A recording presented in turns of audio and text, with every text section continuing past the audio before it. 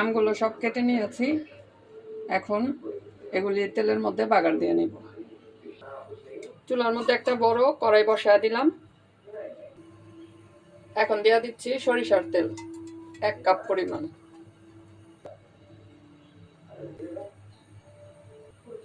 দিয়ে দিচ্ছি রসুন কুচি, হালকা একটু ভাজা নিব রসুনটা। সুন্দর ফেনা উঠে গেছে। ফেনা উঠলে কিন্তু মানে তেলটা খাঁটি আছে। রসুনটা লাল হয়ে গেছে। এখন দিয়ে দিচ্ছি এই কালো সরিষা আর সাদা সরিষা বাটা। 2 রকমের সরিষা বাটা ছিল, এটা দিয়ে দিলাম। এখন দিয়ে দিচ্ছি আদা রসুন বাটা একটুখানি, 1 চামচের মতো আর কি। হলুদের গুঁড়া দিয়ে দিচ্ছি 1 চামচ। হলুদের গুঁড়াটা রঙের জন্য দিয়েছি, কালারটা ভালো আসবে। এখন ভালো করে একটু ভাজা ভাজা করে নিব, তারপর আমগুলি দেব। মশলাটা ভেজে নিছি। এখন এখানে দিয়ে দিচ্ছি এই গুড়। এটা হলো আখের গুড়।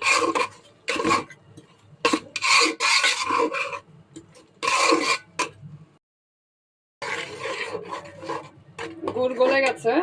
এখন আমগুলি দিয়ে দিব।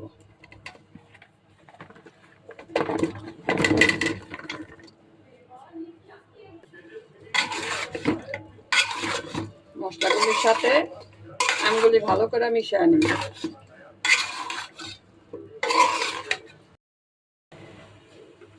লবণ দিয়ে দিব। ভিনেগার দিয়ে দিচ্ছি।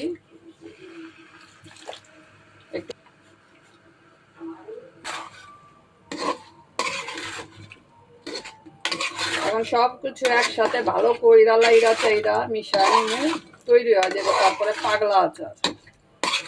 এটা হলো পাগলা আচার, নাম জানি না কিছুই।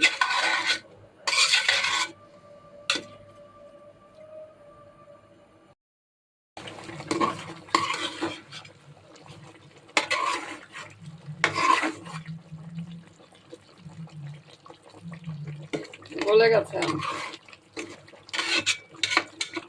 এখন ঝোলটা আর একটু শুকায় নেব।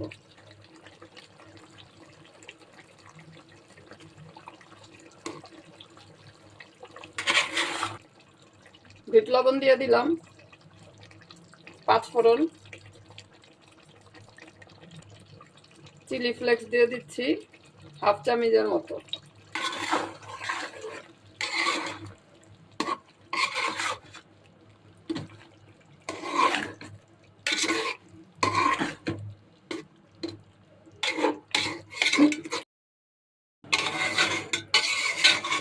পুরো কমপ্লিট হয়ে গেছে আচার। একদম ঝাল, টক, মিষ্টি সব কিছু একদম ঠিক হয়েছে। এখন নামায়া নিচ্ছি। বাটির মধ্যে ঢাইলা নিলাম আচারগুলি। খুবই মজা হয়েছে। এটার যে ঝোলটা, মানে এটা অনেক মজা হয়েছে। আপনাদের কাছে কেমন লাগলো জানায়েন। আজকে এই পর্যন্তই। আচার খেতে খেতে আমি বিদায় নিলাম। আল্লাহ হাফেজ।